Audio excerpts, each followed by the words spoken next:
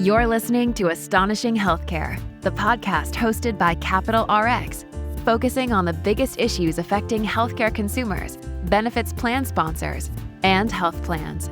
We're covering the inside baseball on how things truly work, or don't, in the U.S. healthcare system and pharmaceutical supply chain in an astonishingly efficient way.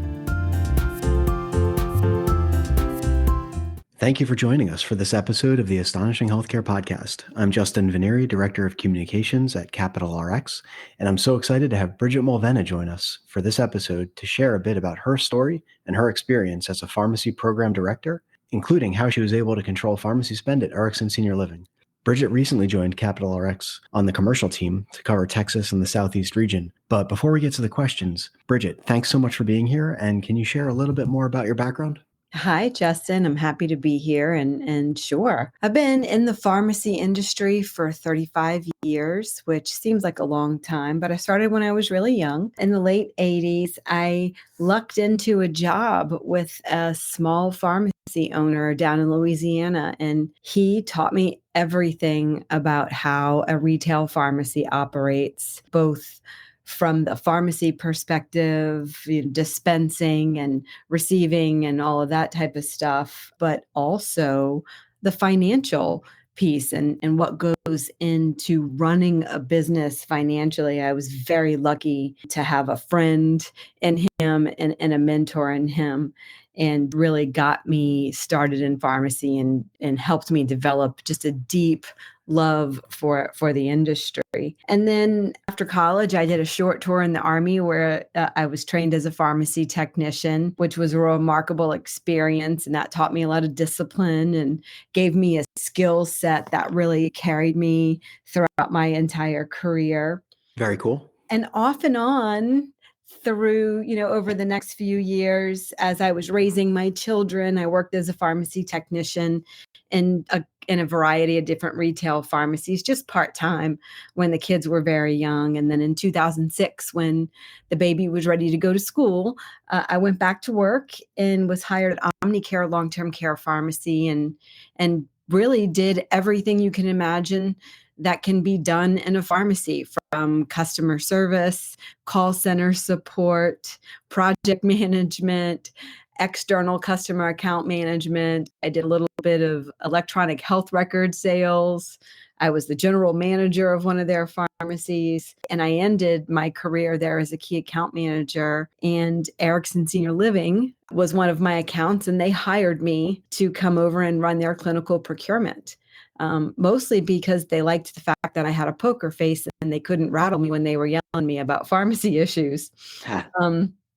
But I got in there and did what I always do. I just learned everything I could about the company and the processes and implemented a bunch of great saving strategies for pharmacy and for other vendors as well, and successfully navigated and managed a couple of big transitions. And in 2019, well, actually, let me back up a little bit. In 2016, they had seen the results of the work that I was doing. I started in 2014 there, and the benefits team came to me and said, hey, if you've done all this great work and you've saved us this money in long-term care pharmacy, do you think you could apply those same principles? So I went about trying to get the data, and immediately upon trying to seek data, I started to see issues in the pharmacy benefits management industry that I really wasn't aware of. And so as I did more data mining and discovered more and uncovered more of the games and the challenges inherent with legacy PBMs, I recommended to the team in 2019, let's look at moving away from everything we've ever done and let's go out and find a vendor that'll do the 5 things that I think could fix this plan. And a lot of it was around a pricing model that made more sense. A cost plus pricing model is how I described it. And then about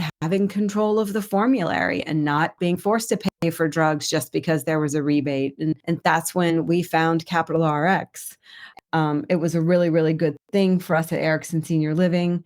We were able to save a whole lot of money. I was very successful at Erickson Senior Living. I really loved the team there.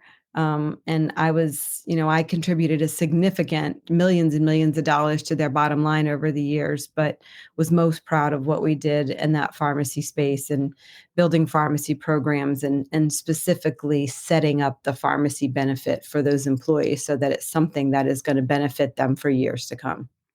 That's awesome. And we're obviously happy to have you. And it's great to get to know you a little bit more before we get into some of the questions. I've got to ask, though, why did you leave the employer side to join a PBM?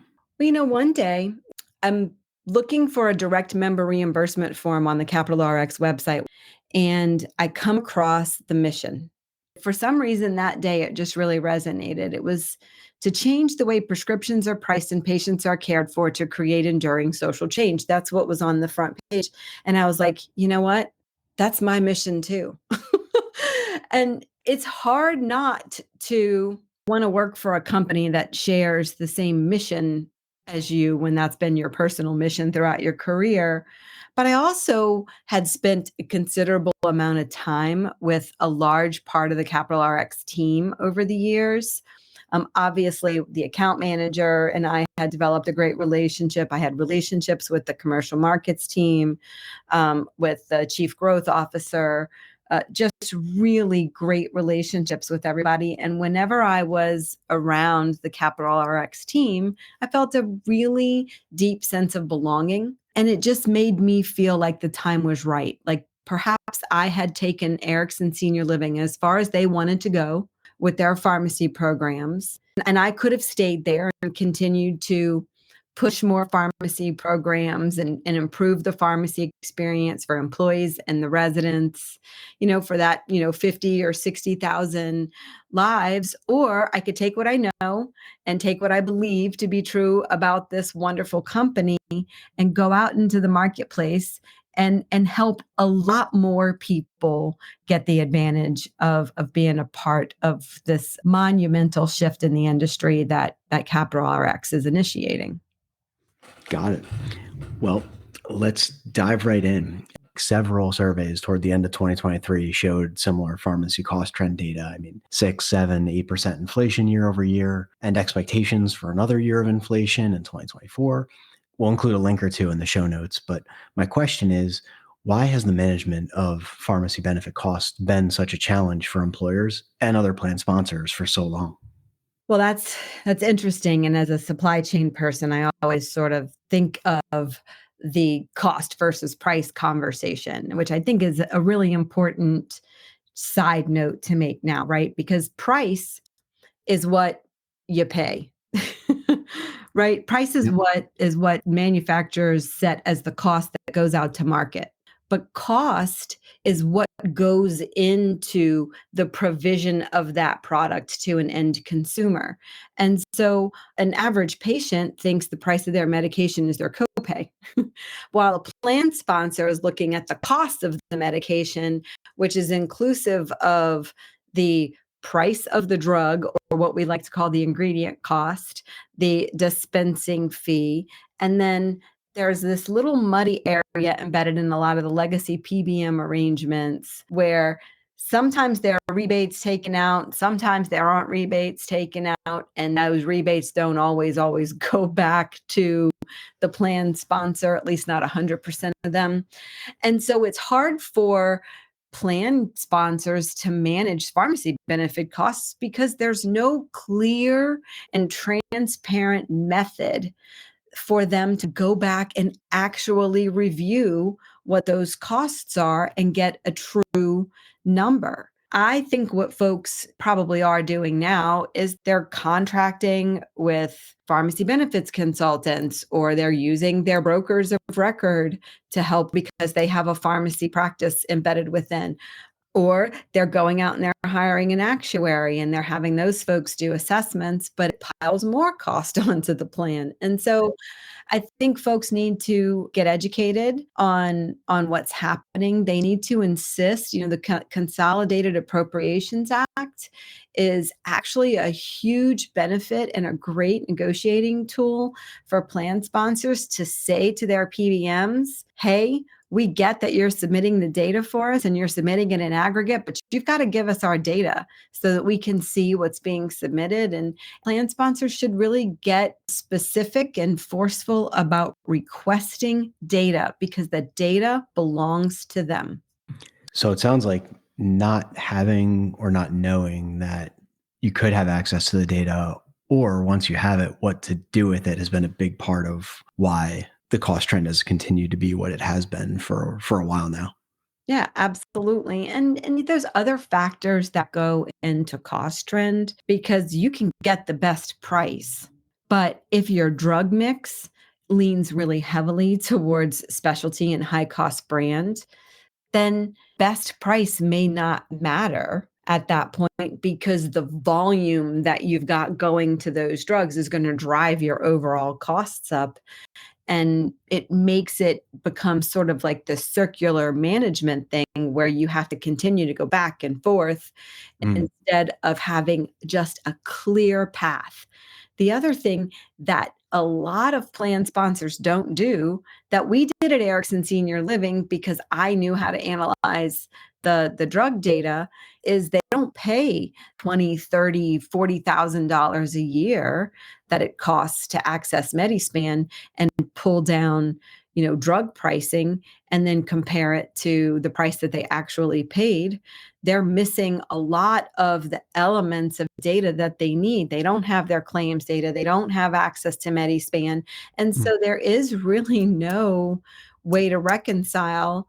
And that's why you've seen like this rise of all of these pharmacy cost management companies that are coming in and they're, doing this overlay product and they've got 5 or 6 pharmacists on staff, and they're doing this for plans doing audits or whatever to the tune of $30 or $50 or $100,000 a year. Like I said before, just this vicious cycle where anything you add to help you manage doesn't take cost away. It actually adds more cost. In addition to the lack of clear and transparent contracts. Makes sense. Okay. We hear a lot about specialty drug utilization and the cost of the specialty medications. 2% or so of claims are driving 50% plus of pharmacy spend for many plan sponsors. And I've got 2 questions for you. The first, is that right on average? And then 2, is there a way to control drug mix to help with the uptick plan sponsors are seeing in specialty and high cost branded drug use? Yeah, that is pretty close to accurate. In my experience, about 2% of claims, and it varies obviously, but on average, 2% of claims are accounting for around 50% of pharmacy spend. And in some plans, it's a lot more. The way to control drug mix is with rigorous prior authorization processes. You're going to have folks that go to the doctor and they say, I saw a commercial for this drug and everybody on the commercial looked happy and they weren't in pain and I want that life. Write me that drug. Right, of course. Right. And if you're with, a legacy PBM, if that drug is on the formulary and it's highly rebatable and the plan hasn't requested any additional measures, the likelihood exists that that is going to hit sort of like this automatic prior authorization approval process. And it's going to hit the bottom line before it gets clinically vetted. And what plans really need, I'm not going to say they want it, but what they really need is they need a pharmacy benefits manager who is not jumping and automatically approving any medications under that prior authorization process without first making sure that the diagnosis matches what diagnosis that drug is supposed to be for and that they've met all of the clinical criteria, including looking at their lab work and speaking to the physicians and digging into the medical record and getting that done in a manner that is efficient and reliable, but also where you're not having 90+% approval rates, that your approval rates are somewhere between like 70 and 75%. And that may seem counterintuitive because people think lower approval rates means less access to drugs. And what I've seen in practice over the course of my career is that lower prior authorization rates with a PBM actually improves access to the correct drugs. And that's really what we want, right? We want them on the right drug. That makes a ton of sense too. It's interesting because prior authorization is generally a source of, frustration. How, as a plan sponsor, do you kind of measure, quote unquote, success there and whether that's working for you? Well, I think you have to, obviously utilization tells a big part of that story. I think the biggest frustration in prior authorization for plan sponsors, or at least it was for Erickson Senior Living when we were working with them on their plan, is the amount of time that it takes from the initiation of the initial prior authorization to when the patient actually gets the drug, and the number of phone calls and customer service touches that generates. And I think you want to look for something where you've got a really rigorous process where your approval rates are a little lower, but the window of time in which they're accomplishing that mission is much shorter. And I think anything more than 72 hours is unfair to patients. And it's also unfair to physicians because, physicians and providers need to be able to move on to helping all of their patients and customers for that matter, because let's face it, all patients are also healthcare consumers, so that they can take care of all of their patients. They need to be able to move on from these things, and they need the process to be seamless. And so I think a high touch prior authorization process that involves making phone calls and not sending faxes, that involves being more present with the members, the patients at the end of the process, and the physicians, and connecting them all together in the middle. I think that is the thing that really solves a lot of problems for folks. And I don't know of many PBMs that do that or that do it well. That's good insight. It's definitely a topic of consistent interest. So just digging into some high cost drugs and more recent news, I think it's interesting, like GLP-1s, Wegovy, Zepbound, of course, Ozempic. In case someone isn't aware, those are for weight loss and diabetes. They've been a very hot topic since the fourth quarter of 2022, right? I'll just ask it this way, Bridget. With so many questions swirling about what plan sponsors can or should do about covering these, or what brokers or consultants can do or suggest to help their clients. What are your thoughts generally on covering GLP-1s for weight loss? And, what conversations do you think plan sponsors should be having? What options can they consider for members? We need to be very considerate of folks that are wanting to use these drugs. And it's because there's an element of desperation when your BMI has gotten to a place where this is your only resource, right? And so they are expensive, and there's a lot of questions about safety and stuff like that. I think it's important to consider and to be very aware this is an emotional thing that's happening with patients, the members at the end of the process. They're desperate. They need to lose weight. They believe that their health is going to be positively impacted if they lose weight.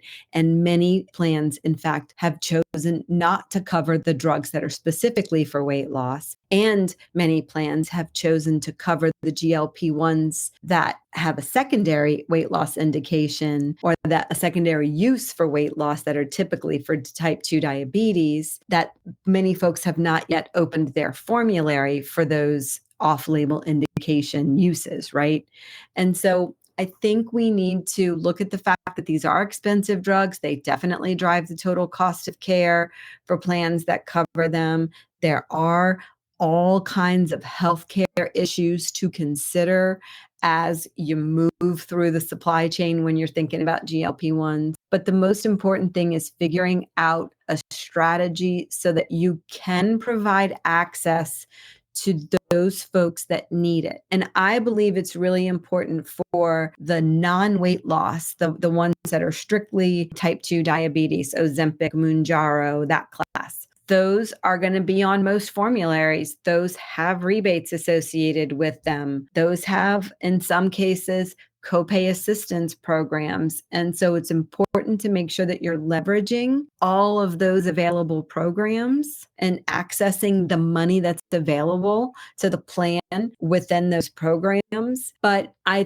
think it's also important to consider, at what point do we say, Ozempic, Mounjaro, those are just for diabetes. And we're going to cover, in isolated cases, Wegovy and Zepbound, instead of doing, say, a gastric bypass.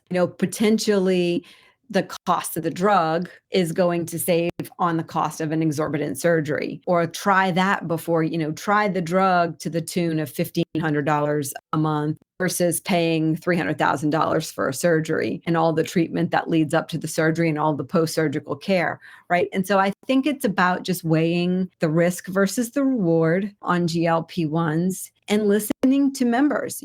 Actually, most plans have call centers, Ask HR, or a call center associated with the plan, or some sort of, nurse utilization management system. And there's always somebody that you can call, track how many people are calling and actually asking for the benefit. If you're covering 10,000 people and you've gotten 5 phone calls about weight loss drugs, it might not be a problem. If you have 5,000 people calling about weight loss drugs, it's definitely something that you need to address. And so I think it's also about understanding your population and the demographics within your population. And I'll reverse back to the prior authorization. Prior authorization, a rigorous prior authorization process, is critical in the management of GLP-1s. And since we had already talked about it, I didn't mention it first, but that is extremely important in the management. And then if you do decide to cover drugs for weight loss, I would consider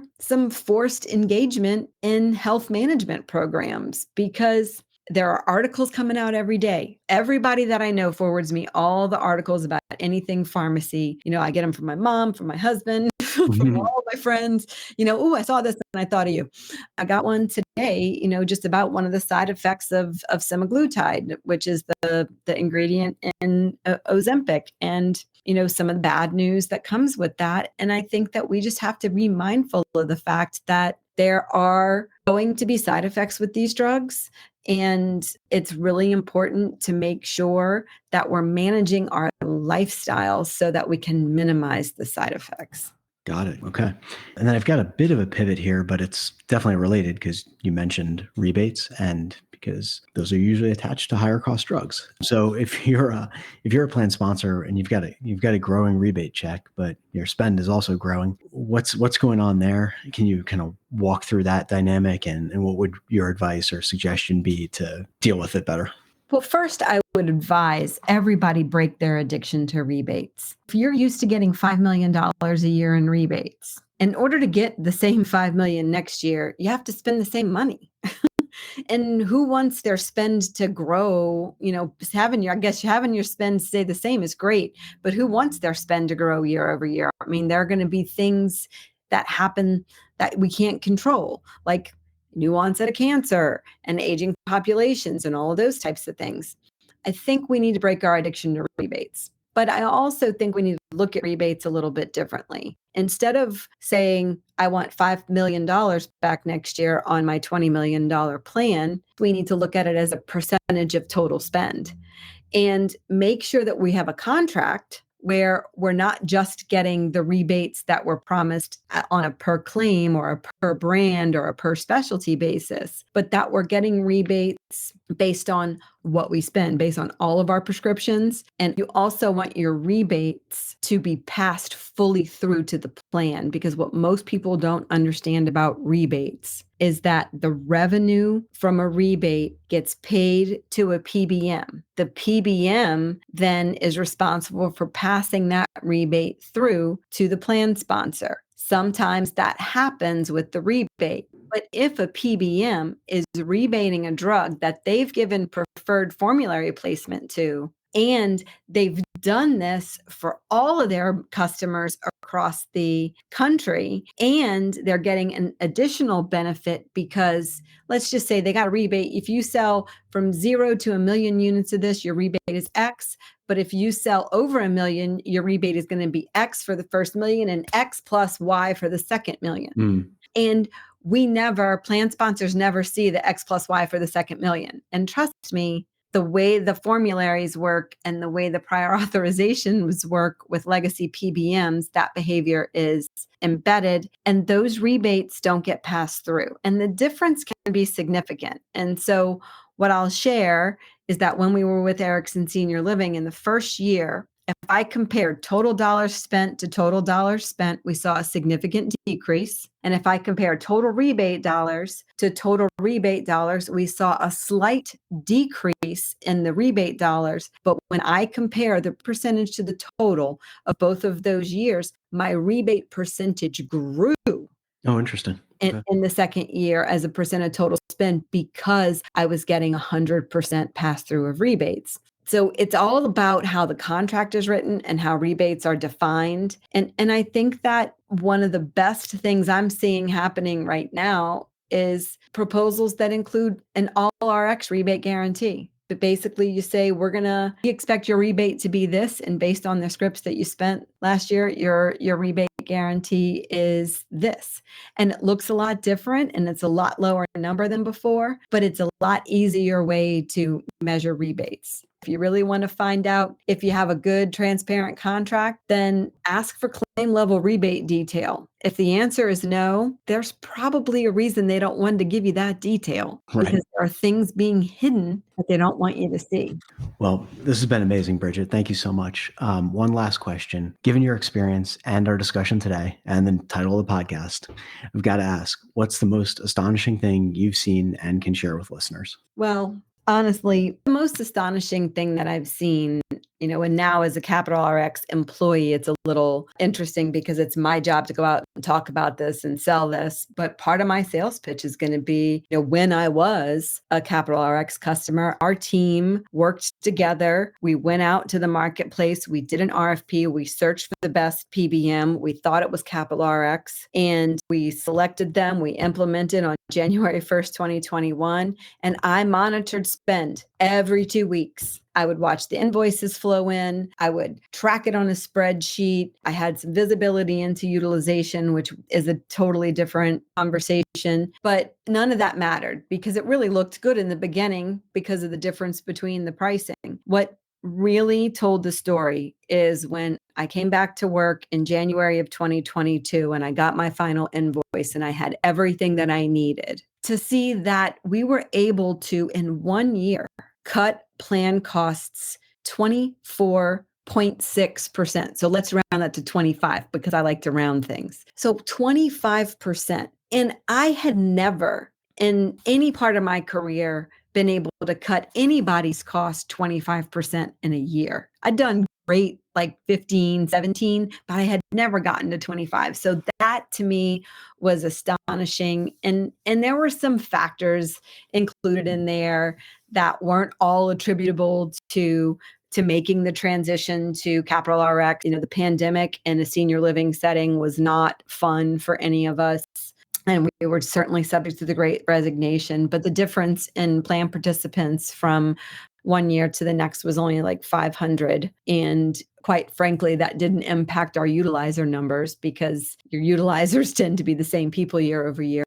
But really, a lot of that savings was attributed to more transparent pricing and a better rebate arrangement, which allowed for a guaranteed pass-through of 100% of all rebate revenue.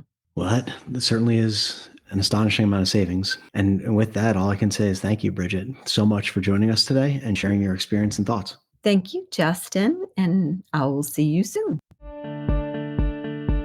Thank you for listening to Astonishing Healthcare by Capital RX. Head over to cap-rx.com/insights and visit the podcast section for show notes and other relevant content. If you liked this episode, be sure to subscribe so you don't miss the next one. And definitely share the link to the show with your network if you enjoyed it. Have a great rest of your day.